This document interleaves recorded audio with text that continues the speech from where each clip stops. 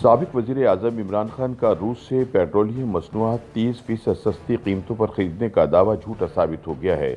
وزارت خارجہ کا کہنا ہے کہ ماسکو سے رعایتی نرخ کا کوئی خط نہیں ملا تھا۔ ترجمان پیٹرولیم ڈویژن کا کہنا ہے کہ روس کی جانب سے رعایتی قیمتوں پر پیٹرولیم مصنوعات فراہم کرنے کا کوئی دستاویزی ثبوت موجود نہیں اور نہ ہی کبھی عمران دور میں روس سے سستا پیٹرول خریدا کیا۔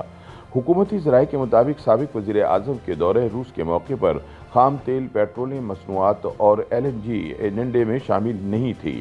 ان کا کہنا تھا کہ طویل مدتی معاہدوں سے متعلق سابق حکومت نے 30 مارچ کو روس کو خط لکھے، جبکہ اپوزیشن نے 8 مارچ کو تحریک عدم اعتماد جمع کرائی تھی اور 11 اپریل کو حکومت فارغ ہو گئی تھی۔ ذرائع کا کہنا ہے کہ عالمی پابندیوں کے سبب اگر روس رعایتی قیمتوں پر پیٹرول اور گیس فراہم کرنے کی پیشکش بھی کرتا تو پاکستان کے لیے اس کا حصول ممکن نہ تھا۔ ذرائع کا کہنا ہے کہ پیٹرولیم مصنوعات کے علاوہ عمران خان کی جانب سے روس سے سستی LNG اور خام تیل فراہم کرنے کا دعویٰ بھی غلط ثابت ہو گیا، کیونکہ پیٹرولیم ڈویژن کے پاس اس کا کوئی ثبوت موجود نہیں جس سے ظاہر ہو کہ روس نے پاکستان کو فیول اور گیس عالمی مارکیٹ کے مقابلے میں 30% کم قیمت پر فراہم کرنے میں آمادگی دکھائی ہو۔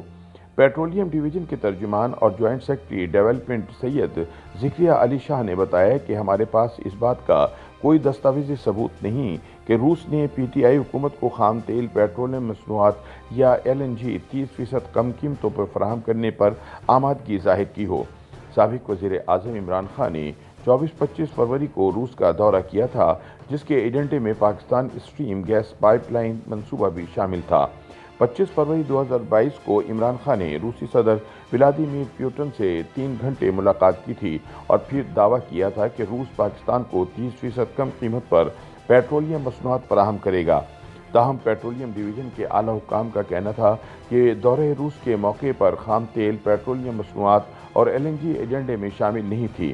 وزارت اور تکنیکی سطح پر پاکستان اور روس نے LNG درآمد پر بات کی تھی، البتہ منٹس آف میٹنگز میں اس بات کا کوئی ذکر نہیں کہ روس نے LNG اور فیول 30% کی رعایتی قیمتوں پر فراہم کرنے کی پیشکش کی ہو۔ تاہم پیٹرولیم ڈویژن کے مطابق روسی حکام کو ایک خط وزیر توانائی حماد اظہر کی جانب سے لکھا گیا تھا، جس میں فروری 2022 میں پاکستانی وفد کے دورہ روس کا حوالہ دیتے ہوئے کہا گیا تھا کہ پاکستان روس کے ساتھ خام تیل، پیٹرولیم مصنوعات اور LNG رعایتی قیمتوں پر درآمد کرنے کے لیے طویل مدتی معاہدوں کے لیے آمادہ ہے۔ اپریل 2022 کے پہلے ہفتے تک 2 یاد دہانی کے خطوط بھی ارسال کیے گئے، جن کے جواب میں وزارت خارجہ امور نے کہا کہ اسے روس کی جانب سے مذاکرات اور پیٹرولیم مصنوعات اور LNG 30% کی رعایتی قیمت پر فراہم کرنے سے متعلق کوئی اطلاع نہیں ہے۔